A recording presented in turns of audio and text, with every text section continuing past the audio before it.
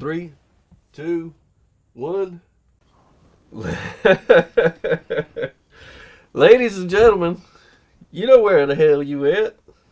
It was the I Was Just Thinking podcast with your boys, John Farmer, James Wilson. If you're new to the channel, thanks a lot. Keep liking. Tell your family, tell your friends. Tell your coworkers too. Yeah. Coworkers, I think, will be more likely to be like, oh, I'll check it out. Yeah. You just leave me alone and let me go back to work.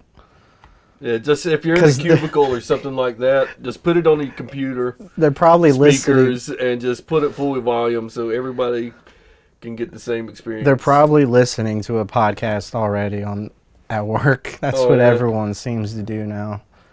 Or like an audio book. I'll be jamming out to some music, come in there like a theme song. Or like the intro song when you're coming out to fight. Yeah. And people choose something to get you fucking hyped.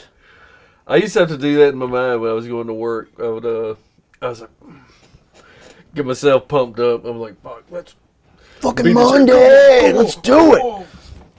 Monday, yeah. Let's go fuck this shit up. Let's go fuck this Monday up. I'm gonna kill this week.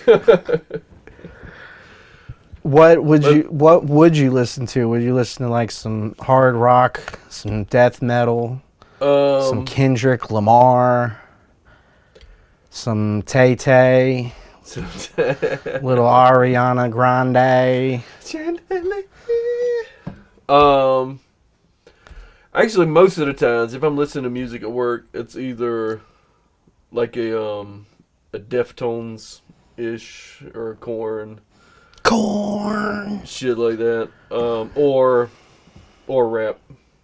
That's actually most of what I listen to is either there's a channel on XM radio called Octane. Yeah, I'm familiar with it somewhat. Yeah, like I've listened to it when I've had rental cars.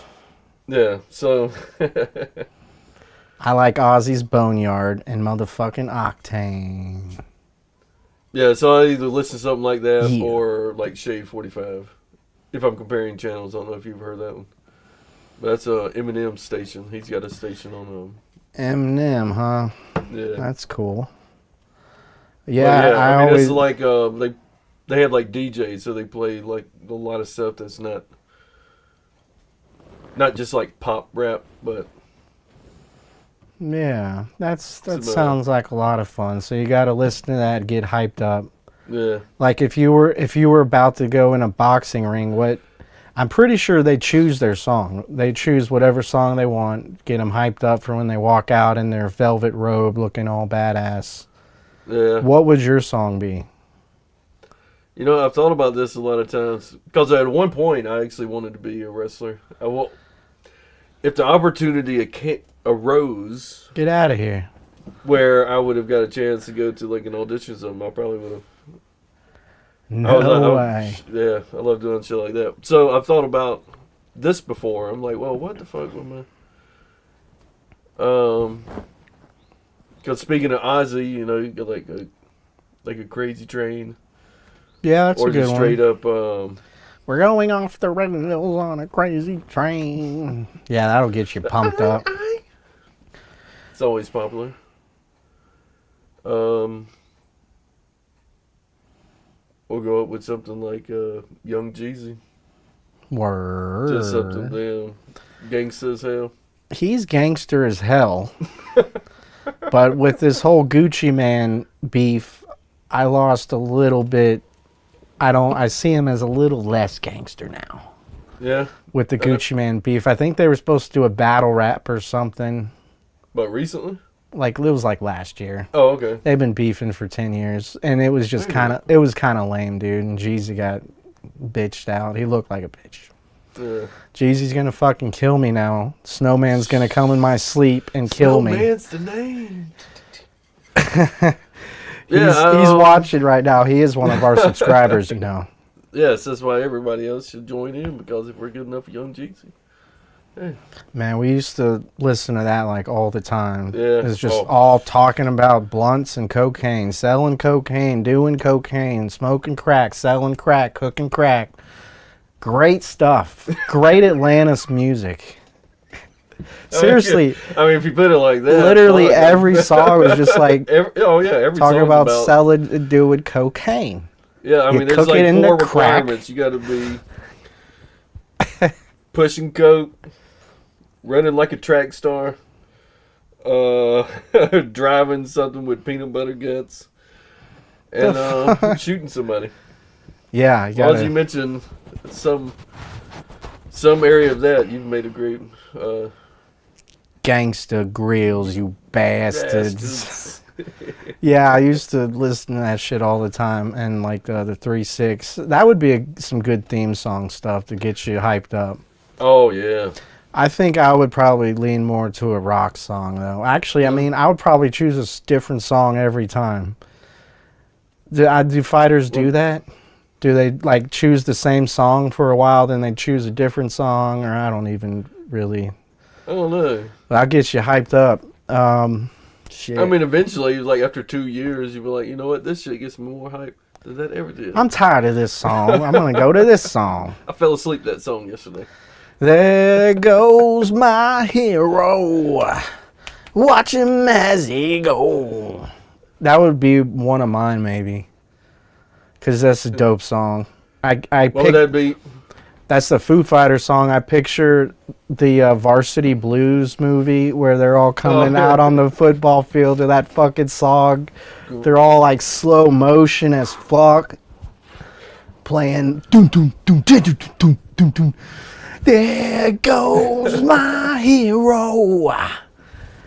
So, I actually heard that song on the way here on the radio. And the DJ, or the disc jockey, whatever the hell you call him, when he came on after the song, he's like, yep, there goes my hero. I can't believe that. I'm still kind of shell-shocked from the news. And I'm like, what the fuck is going on? Apparently, Dave Grohl just said that he's having a baby out of wedlock with the woman he cheated on. Can you believe that? I can, because he's a fucking rock star. So apparently, what I meant to say. apparently everyone's kind of upset. They're like, "Oh, I lost respect for Dave Grohl. Like, since when did we hold rock stars in such high praise? What happened to sex, drugs, and rock and roll?" Yeah, I mean, it's Dave Grohl. He's a modern rock star, and apparently he only came clean about it because the woman he cheated with is having his kid. And so he probably had to. Yeah, he probably had to. He admitted to it. It was just like, oh shit. But like all his fans are like bummed out now. Like, come on, dude, he's a fucking rock star, man. Yeah, he's probably got kids all over the place. You never know, dude. Apparently, even some of these other rock stars, I bet Ozzy's got some illegitimate kids. Mick Jagger. I bet Ozzy's more likely to have illegitimate. Dude, it's just crazy. It kind of baffled me how everyone's just like, oh, I'm so disappointed in Dave Grohl, man. I can't believe it. It's like, dude, come on, man. It's not like playing gospel over here, preaching the good word. Well, I was a little surprised, but I still love that song, and I hear him all the time on the motherfucking radio at work, motherfucker. So, would that song work for every intro? What if you were like a bowler? Yeah. Why not? Like a as long as you walk onto the playing field, ring, whatever, as long as you do it in slow motion, yes, that song, My Hero, would work for any sport. Even table tennis, pool, it would work for everything. Yeah, because I don't think Snowman's the name would be the best as like a professional ping pong player. So I guess everyone plays the intro songs, but let me ask you this: you go to a concert, you go to a big concert like at Ameris Bank Amphitheater here in Georgia. You go to a concert, you see a band, when they're coming on, they play an intro song from another band. Yeah. Think about that. Does that seem weird to you? Okay, let me explain. I saw Leonard Skinner and ZZ Top last week live. Mm-hmm. It was amazing. I'm not even. Nice. I wasn't even a huge Skinner fan, but I like him a lot more now. And I even teared up during one part. It was great. But their intro song when they all came out on the stage was AC/DC's "Thunderstruck." Now, first off, that's a huge like intro song. Everyone loves that song. Actually, that's good. My cousin used that at her wedding when her and her husband first came out. They used "Thunderstruck" as like their intro song. It was badass. But I just thought like Leonard Skinner using it, it's kind of it just seemed weird. Maybe that's I'm just being picky, but I mean that's it's their way of engaging the crowd. The throw maybe completely fucking throw them off. Like, oh my god, oh wait. And then it just gets everybody motivated because you weren't expecting it. He's like, oh well, what's gonna be the first song? Yeah. You know? Like, oh, it's shit. a very popular intro song to get you pumped up. It just kind of threw me for a loop, and I'm thinking like, hey, maybe it's for them. Maybe they chose that song to get them pumped up, like when they walk out on the fucking boxing ring, you know. They chose that song to get themselves hyped, which would make more sense because like it just seems weird. Also, I saw Filter there at Ameris at a Rob Zombie concert. It was dope. They used the Nine Inch Nails song as their intro song. Which one? The "Fuck You Like an Animal" song. Oh, okay. Yeah, Closer. My dad calls it Closer. Closer. Another reason why the English language is fucked. Yeah. Relatively to other languages. But I just thought it was weird they played the Nine Inch Nails song and you're like, hey, that's Nine Inch Nails, but Nine Inch Nails isn't coming on, it's motherfucking Filter. Filter's a 90s rock band. They low key are pretty badass. Well, they've got one that I've heard a couple people come out to. Hey Man, yeah, that was their biggest single. That was like their heavy song. Yeah, I love that song, bass. Man. Dum dum dum dum. Yeah, I love that song, and I was stoked when they played it. I just thought it was weird they used Nine Inch Nails song as their intro. But hey, everyone needs an intro song, even musicians who have hundreds of their own songs. So, more power to that. Yeah. But you said you didn't watch much wrestling, right? Nah, I didn't. And I don't know why, man. I just liked cartoons more. Actually, my mom probably wouldn't let me. She said it was violent. She would always do shit like that. She would jump on a bandwagon. Like, oh, Jonathan, you want Power Rangers? Here's all the Power Rangers toy. Oh, they're doing an event at Walmart and they're going to do karate. Let's go. Then like a month later, you can't watch Power Rangers anymore. It's violent. Like, who the fuck have you been talking to at work, Mom? And that's probably what she did with wrestling, too. Wouldn't let me watch wrestling. I stuck to the cartoons and sitcoms. But no, wrestling's dangerous and fake. No, just kidding. Wrestling's not fake. It's not fake. God, that's terrible. It's a little warm. The beer's a little warm, but that's okay. I was going to say, what's your favorite? Would you probably, especially nowadays with the way the TV and shit is, like, what's your favorite? Well, back in the day, 80s, 90s, the 2000s, it started shortening, but they used to be like full theme songs for a TV show. Like the intro was like this whole ass, like one of my favorite shows as a kid was America's Greatest Hero. Just believe it or not, walking on air. Yeah. But it was a whole damn song. It was a whole 5-minute song. Yeah. Damn. That's a good point. But now, like, if it's more than 10 seconds, like intro song, it's getting turned. What shows are you watching now? Because it seems... Well, I suck at TV shows. When I nowadays. think about it, you're right. There's like no intros anymore, but still there kind of are sometimes. Game of Thrones has the historic intro. Yeah. 5 fucking minutes of showing you all the stupid paper mache castles. And it's in the new series that's just came out too. So it's like it's got its long intro. But yeah, most of the time it's just like doesn't show the intro. What I like is Lost seemed to be the first show to do this. It would just like have this droning sound and show the word lost and like, oh shit. And it was like, there's no theme song. It's just These motherfuckers are lost.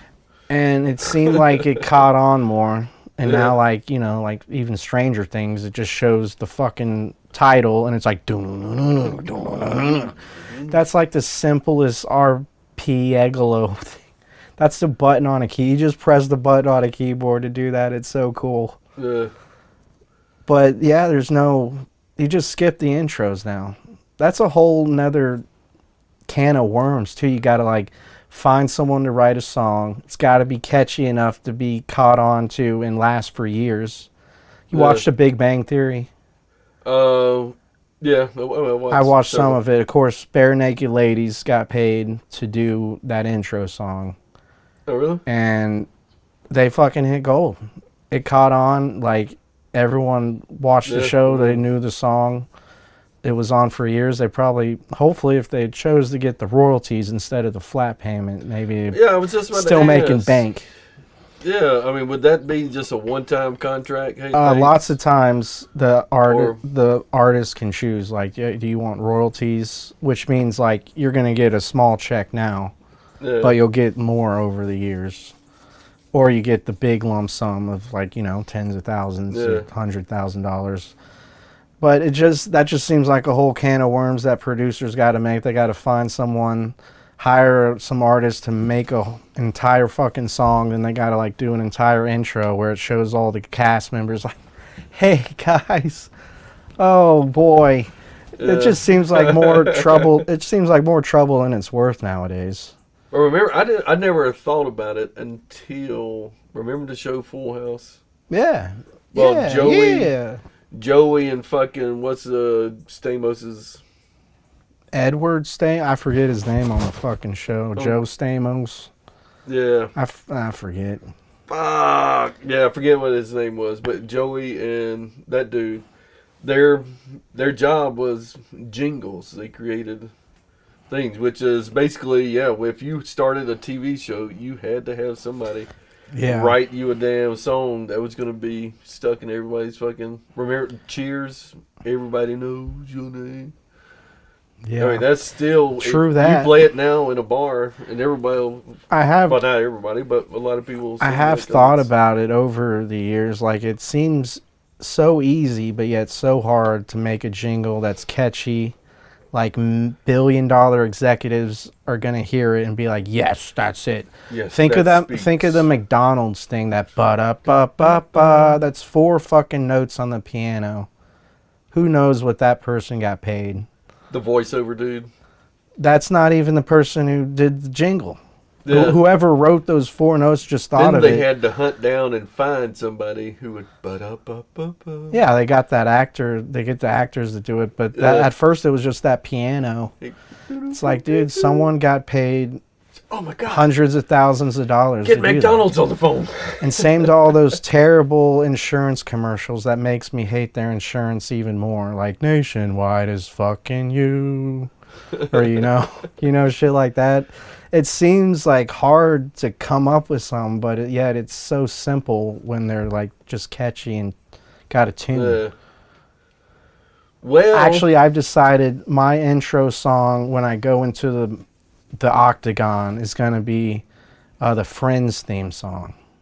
You know? Friends. I'll be there for you. You know what I'm saying? Like, yeah, pound it. Hell yeah, dude. Just come out there, living it. So yeah, all those artists get money for those. If they didn't get the one-time check, they're still getting royalties from it. So like other superstations would be paying that artist because they're playing Friends reruns, you know? So if they didn't take the flat fee, they're still getting checks like now, which seems pretty sweet if it's like, you know, it gets big. We had a friend of ours when we lived in New York that was in this. I'm trying to think of the name. That's why I'm Trap stuttering house? a little bit. Trap house? Trap House Blues. She was a kid when she was a movie, but it was John Cusack was in it, like One Crazy Summer or something like that. And she didn't really speak in it, but she was like in all these scenes. Like she was like the little sister to John Cusack. And How long ago was this? well, the movie was 90s, 80s, Early 70s, 60s, 50s? late 80s, Okay. early 90s. That's probably why I don't know it. Yeah. But we were asking her about it, and she said, yeah, I took the royalties. So anytime there's like a movie throwback or something and a bunch of people, it gets hot for a little bit, she said, I'll keep getting checks. So I'm like, fuck, even from that many years ago? Yeah, as long as it's still airing. Yeah, I mean, as long as it doesn't have to get taken off. I found this out on that internet. I mean, if it's on the internet, it must be true. I found out Quentin Tarantino was an Elvis impersonator back in the day, and he made it onto an episode of Golden Girls. Fucking love that show. Yeah. It's just the three or four roommates that are just such bitches to each other, but it's like funny.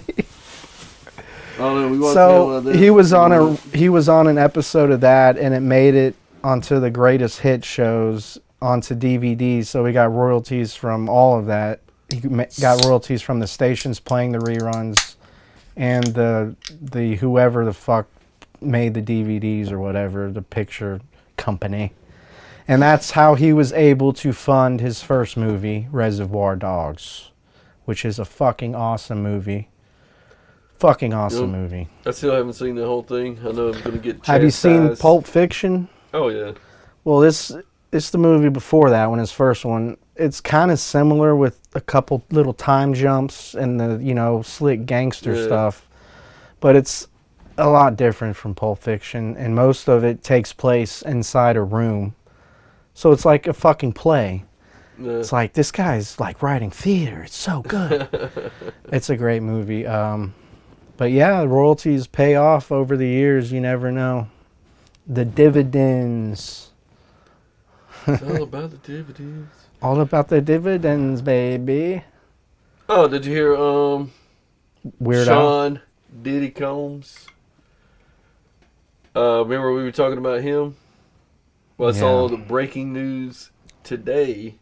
He got shot? No, they released his the court papers or whatever. He was going to like he was getting arraigned or something. Oh, okay. Or it was something though with a court case, but you know, with all the shit that's going on. But they released like the details of the case, and holy shit! So apparently the dude was filming sexual abuse and then keeping it so I guess they don't say, so he'll not to watch or anything, but to say, hey, oh, I got this. Oh yeah, there was like other like sex trafficking, I think vehicle to sex trafficking. I mean, just all kinds of damn shit. They said some of the sexual abuse ended with like injuries and shit. Like it was like, damn.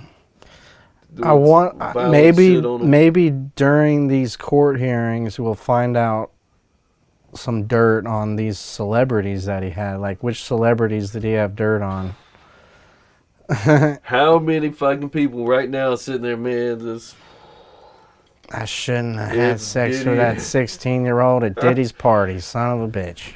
So if Diddy says something on me, Diddy's gonna snitch. No, you don't need to. But yeah, whatever. Fuck that guy. Yeah. Oh yeah, that was, and that wasn't even all of it. There was a couple other things, and I might even said something, and it was, but yeah, it was not. I wonder It was not who good. actually reads the court papers. Like, they've been released to the public. I'm going to read every single page now. It's like 790 pages of the first court arraignment. I gotta take a shit. Get all the. I'm gonna flip through Diddy's court case. Yeah. It's like drop a whole fucking book. That sucks. That sucks, though. It's crazy. He's a piece of shit. I always kind of thought he was lame in the 90s. Yeah, I thought it was. Yeah, I just figured like I thought he was corny. he made it because he was a producer, like getting all these artists going and like making beats and stuff. I thought that's, how he. Yeah, his rap sucked. Yeah, he's kind of lame, dude. And I think my favorite lyric of his is "I'm the macaroni and the cheese." That's lame. Yeah. There's this one. Actually, never mind. I think I might have brought that up on another podcast. Another episode of this podcast, not another podcast I do.